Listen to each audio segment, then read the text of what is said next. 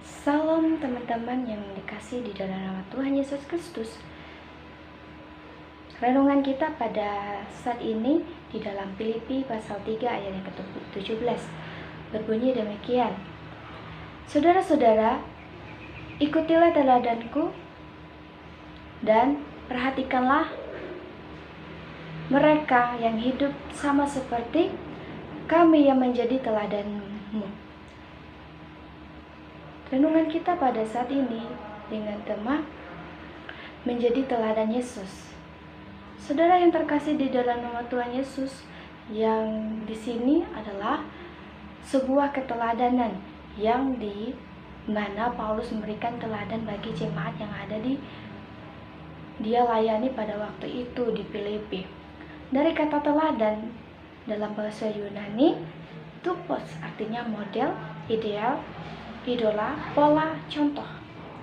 Nah, hidup kita harus menjadi model, menjadi idola, menjadi contoh.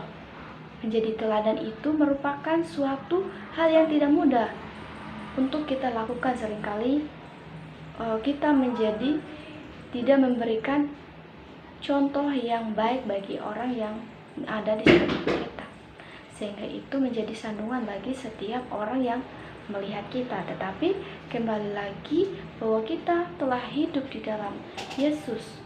Bagaimana hubungan kita dengan Tuhan?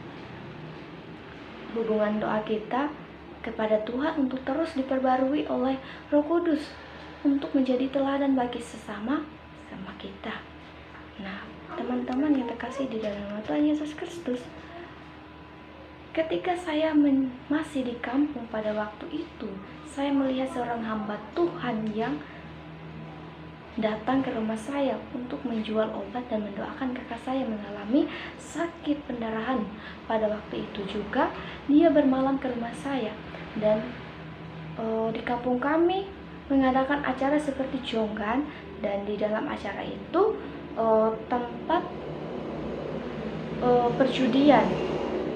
Nah, pada saat itu saya melihat seorang hamba Tuhan tersebut ikut menonton juga dan sambil ikut dalam perjudian itu. Setelah saya melihat hamba Tuhan tersebut, saya merasa heran dan bertanya di dalam hati saya, kok seorang hamba Tuhan masih main perjudian? Bukankah itu hal yang tidak baik bagi orang yang melihatnya? Nah, dari ilustrasi itu adalah contoh pelayan yang tidak baik dan tidak dapat menjadi contoh bagi orang lain, yang apalagi dia seorang hamba Tuhan yang seharusnya menjadi contoh yang baik bagi semua orang, sebagaimana menjadi karakter atau teladan Yesus. Oleh sebab itulah Paulus menasihatkan jemaatnya yang ada di Filipi pada waktu itu. Ketika dia di dalam penjara, dia tetap memberikan teladan yang baik, yaitu bagaimana dalam penderitaan di dalam penjara dia tetap setia kepada tugas menjadi saksi Yesus Kristus. Teman-teman yang terkasih di dalam nama Tuhan Yesus Kristus, kita dapat melihat bagaimana Paulus menasihatkan jemaatnya yang ada di Filipi pada waktu itu.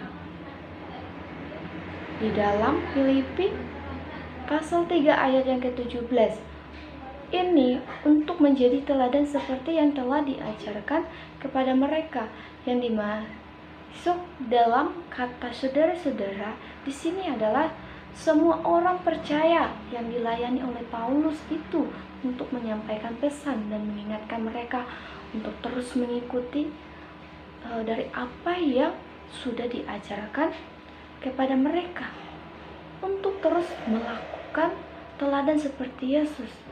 Ada beberapa bagian yang kita lihat di dalam renungan kita pada saat ini dari apa yang disampaikan oleh Paulus kepada jemaatnya. Yang pertama, ikutilah teladanku.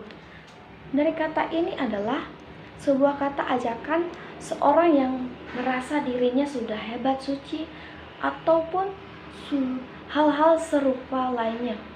Sebaliknya, Ini adalah sebuah ajakan dari seorang yang rendah hati, yang mempunyai mimpi dan berharap orang lain itu dapat hidup sebagaimana ia hidup di dalam Tuhan. Memang pada dasarnya merupakan suatu hal yang sulit bagi kita untuk menjadi seorang teladan bagi lingkungan sekitar, tanpa terlebih dahulu kita menemukan seorang figur teladan kita. Di dalam surat-suratnya yang lain, Paulus juga mengajak anggota-anggota jemaat untuk mengikuti teladannya, menjadi penurut.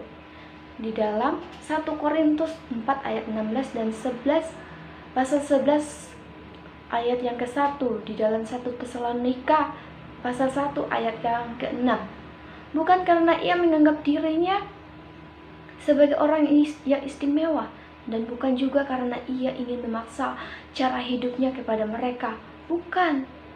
Ia lakukan itu karena ia sebagai rasul mempunyai wewenangan terhadap mereka, dan karena ia sendiri juga menjadi hidup sebagai orang yang bertanggung jawab di hadapan Tuhan. Kita melihat di dalam 2 Korintus pasal 2 ayat yang 17. Rasul Paulus sudah menjadi contoh bagi kita yang harus kita ikuti atau lakukan di dalam setiap kehidupan kita terhadap semua orang. Di dalam 1 Timotius pasal 4 ayat ke-12, dari ayat ini juga sangat jelas bagaimana Rasul Paulus mengingatkan setiap jemaat yang ada yang dia layani tetap terus menjadi teladan. Meskipun kita masih muda, kita tetap menjadi teladan bagi orang yang percaya, baik dalam perkataan kita, dalam tingkah laku kita, dalam kesetiaan kita kepada Yesus, dan dalam kesucian kita. Kita harus juga dengan sebaik mungkin supaya kita terus menjadi pribadi yang baik bagi semua orang, terlebih Tuhan Yesus. Yang kedua, perhatikanlah mereka.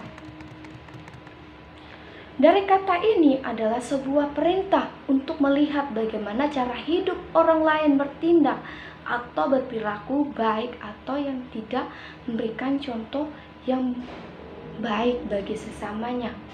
Yang dimaksud mereka di sini adalah orang-orang percaya. Jadi di sini Rasul Paulus menasihatkan jemaatnya di Filipi bagaimana mereka melihat sesama jemaat sebagaimana saling memberikan contoh teladan yang baik.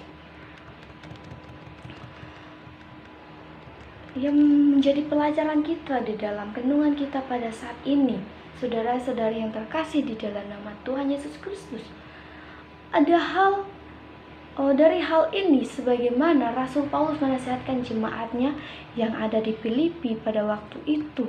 Ketika dia di dalam penjara, dia tetap memberikan teladan dan pesan yang disampaikan kepada jemaat di dalam penderitaan Rasul Paulus. Dia tetap setia dalam pengajarannya demi Kristus sebagaimana dengan kita. Nah, bagaimana dengan kehidupan kita? Sebagaimana orang percaya, apakah kita sudah memberikan contoh yang baik bagi sesama kita seperti yang diajarkan, atau kita masih sering jatuh? Dari hal yang kita diingatkan, dari hal ini kita diingatkan kembali bagaimana kita harus menjadi contoh yang baik bagi orang, supaya kita dapat memberikan dampak yang baik di dalam kehidupan kita. Kita harus menjadi teladan dari apa yang Yesus ajarkan kepada kita, supaya banyak orang yang mau mengikutinya, mengikut Yesus. Karena Yesus telah berkorban untuk kita, berkorban untuk kita, mati di kayu salib, bangkit pada hari yang ketiga, dan naik ke surga. Itulah adalah suatu pengorbanan Yesus Kristus untuk kita, dan kita harus memancarkan kasih Yesus itu dengan meneladani karakter Yesus itu sendiri.